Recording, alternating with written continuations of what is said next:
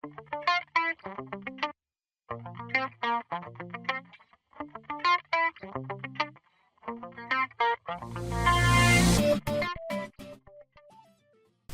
guys, it's 99 Yottahertz here, and I do want to talk about specs in this video, specs in general, and I also want to talk about Chinese phones, and not just Apple, like in the last video, the lesser known Chinese brands, like Zoppo, Hero, Yumi, Meizu, ZTE, etc.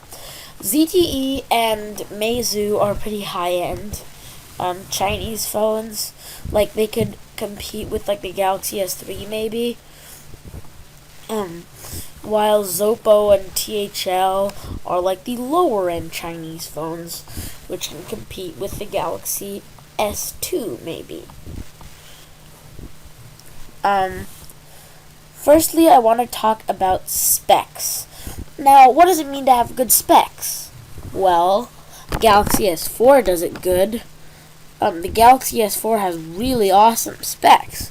It's got a 5-inch, 441 ppi, 1080p display, which I think is total overkill, because it's really high DPI. Don't get me wrong; it's an amazing screen quality, but 1080p on that small isn't even worth it. My resolution isn't even 250 ppi. It's 216 ppi, 960 by 540 on a 5.3-inch display. And it seems low resolution because you're so used to seeing all these phones out there with high resolutions. Although really, you won't notice. If I didn't tell you it was a low resolution, you probably couldn't tell. Just like the Best Buy experiment with the iPad screen, we had the iPad 2 and the iPad 3. 9 out of 10 people couldn't differentiate the Retina screen and the standard resolution screen. So in a way, it's kind of like a placebo effect kind of thing with the displays, and especially if you market this phone as having a high resolution, it's gonna do well. Next, I want to move on to the processor. In my opinion, the display is unnecessary. Although it is beautiful, it's unnecessary to have such a high density. It's not just all about the density either. The colors, the color reproduction has to be good also. But focusing on a screen really as small as 5, 6, 7, even 10 inches big, not worth it. Because, you know, you're going to be staring at your eyes at that thing, trying to say, is there a pixel here? Is there a pixel there? It's not worth it. Next, I hope I haven't wasted enough time. Okay, I still have some time. So I want to talk about processor and RAM now. I'm going to kind of bundle it up. So processor is getting significantly better. For example, the Tegra 4 is just amazing, and I'm sure it's all same with the Exynos 5410 as well as Snapdragon 600, 800. But these processors run on Cortex A15s, and those are really fast. Like the Tegra 4 benchmarked in at 4,148. And as a comparison, this laptop has Intel Core i5 and 4 gigs of RAM, and it scores 5,900. So maybe the Tegra 4 can even come close with the lower end computers like Intel Core i3, Intel Pentium. It could beat those processors. Imagine that. It's just a mobile phone, and yet it's more powerful than some computers. And tablets and phones, I think, will overtake computers, especially in power, as well as portability. It's a lot easier to carry a 10-inch tablet, say, rather than this bulky 16-inch laptop, you know. This one is like, what, 5 pounds heavy? And a tablet is just really light. So a tablet, if I had a laptop or a tablet and they had the exact same specs, I'd go with the tablet. That's kind of obvious. But I do want to talk about what happens if we go low on processors. Now, we didn't have a problem with this back in 2010, say, or 2011. We had the Galaxy S2. dual core 1 gigahertz A9. It looks weak now, but it's not weak. It's just weaker than today's processors because those are so strong. Especially on a phone, I feel like the mobile processors are overkilling, you know? It's like unnecessarily powerful, especially considering the limitations of the Android operating system. It's not worth it to have that much power. Like, my phone runs on a dual-core A9, very similar to the Galaxy S2, very similar in performance to the Galaxy S2, and yet it does everything fine. Like, you don't need all that great specs to power up a phone and make it fast, is what I'm trying to say here. Now, I have, how much time do I have left? I have 10 minutes to go about Chinese devices. This is going to be a little bit of a guide, a 101 of Chinese devices. So let's open up a few websites here. I'll explain what they're for in just a minute. I just have to get everything up.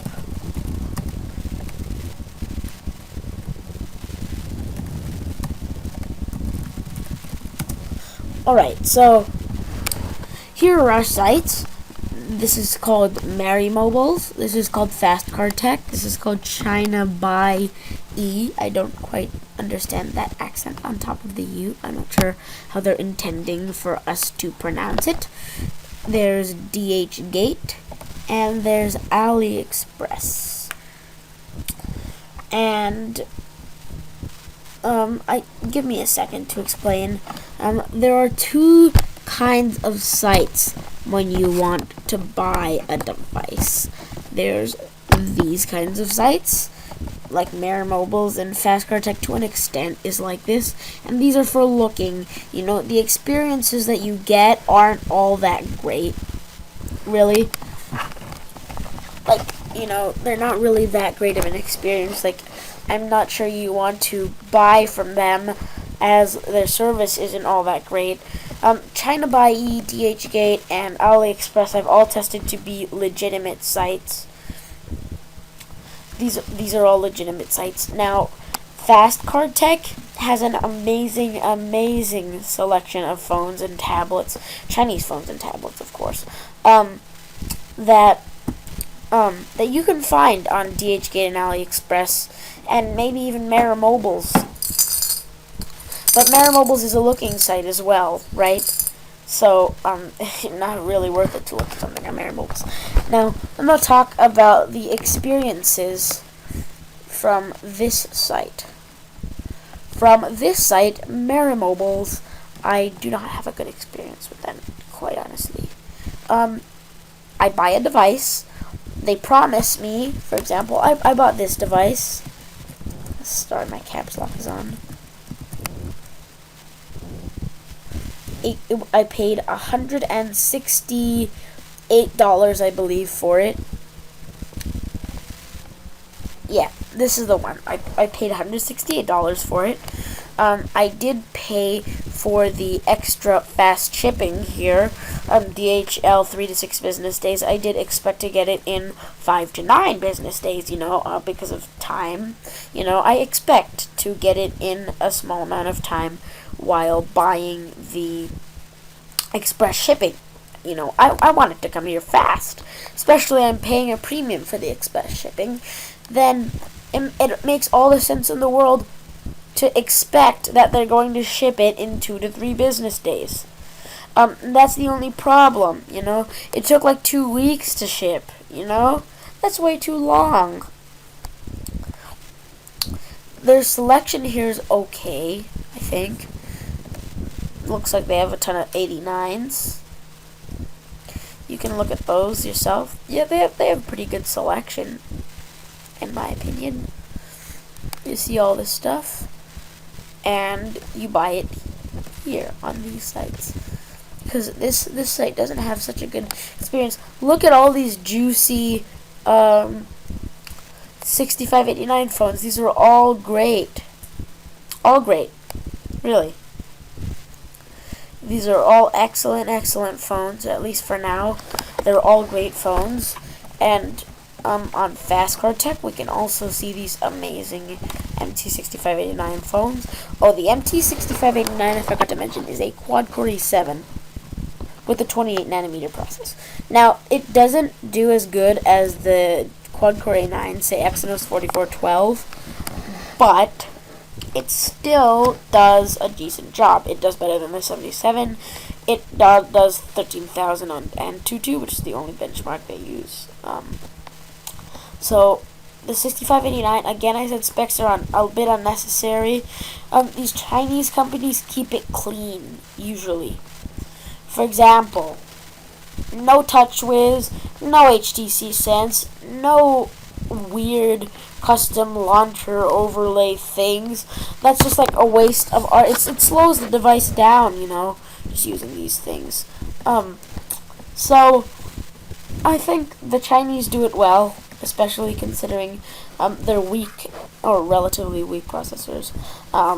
It still does really nicely, performs really nicely, even with the 6577. Imagine what it could do with the 89, you know. And Fast Card Tech, I've had a decent, but you might want to consider buying from them, experience. All of these sites practically have negative reviews on the internet, which I'm not sure why. Only this one I find annoying. The rest are all okay. So I bought a tablet from this site. It is the V920B. I'm going to show it to you for a sec. It's got RK3066. It's got good specs. It's got cool specs. And I paid $180 plus $40 for express shipping. Now, the device shipped very, very quickly in just a couple of days. But it didn't come until, say, 3 weeks after. And you know why? It's because the deliverers at DHL delivered it to the wrong address, and the people over there didn't speak English, so it took them a really long time to figure out that it's supposed to go over to my house.